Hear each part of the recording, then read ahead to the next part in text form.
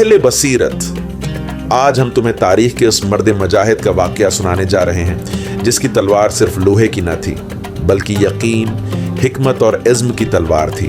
یہ وہ وقت تھا جب میدان موتا میں گرد اڑ رہی تھی، زمین کانپ رہی تھی اور مسلمانوں کے 3 سپہ سالاری کے بعد دیگر شہید ہو چکے تھے۔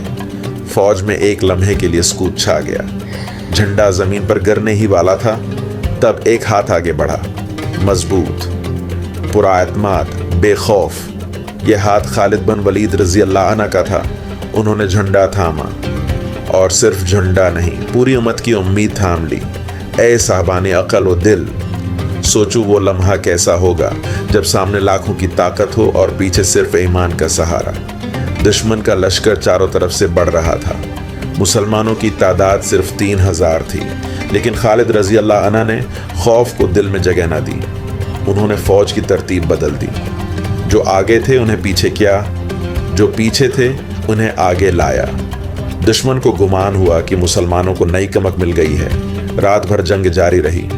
تاریخ گواہ ہے اس دن خالد رضی اللہ عنہ کے ہاتھ میں 9 تلواریں ٹوٹ گئیں۔ 9 تلواریں، لیکن حوصلہ نہ ٹوٹا۔ اے مردانی حق، یہ صرف طاقت کی جنگ نہ تھی، یہ حکمت کی جنگ تھی۔ اگلی صبح خالد رضی اللہ عنہ نے ایک اور منصوبہ بنایا۔ انہوں نے فوج کو اس انداز سے حرکت دی کہ دشمن کو محسوس ہوا مسلمانوں کی تعداد بڑھ چکی ہے۔ دشمن کے دل میں خوف اتر گیا، اور پھر خالد رضی اللہ عنہ نے ایک منظم حکمت عملی کے تحت اپنی فوج کو بحفاظت میدان سے نکال دیا۔ یہ پسپائی نہیں تھی، یہ جان بچانے کی دانش تھی۔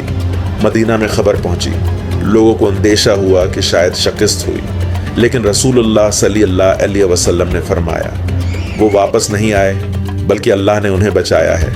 اور اسی دن خالد بن ولید رضی اللہ عنہ کو لقب ملا سیف اللہ، اللہ کی تلوار۔ لیکن اے اہل بصیرت، یہ داستان یہاں ختم نہیں ہوتی۔ چند سال بعد ایک اور میدان سجا۔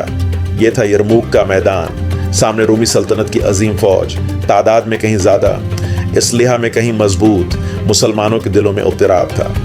تب خالد رضی اللہ عنہ نے لشکر کو جمع کیا اور کہا، آج صبر کا دن ہے، آج ثابت قدم رہنے کا دن ہے، پیچھے ہٹنے کا نہیں۔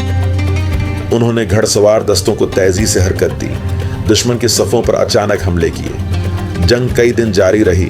دھوپ تیز تھی، زمین گرم تھی، لیکن ایمان ٹھنڈا اور مضبوط تھا۔ آخرکار وہی ہوا جو دنیا کے لیے ناقابل یقین تھا۔ رومی سلطنت کی طاقت ٹوٹ گئی۔ اے وارثان غیرت، خالد بن ولید رضی اللہ عنہ کی اصل بہادری صرف تلوار چلانا نہیں تھی۔ اصل بہادری یہ تھی کہ وہ مشکل ترین حالات میں بھی صحیح فیصلہ کرتے تھے۔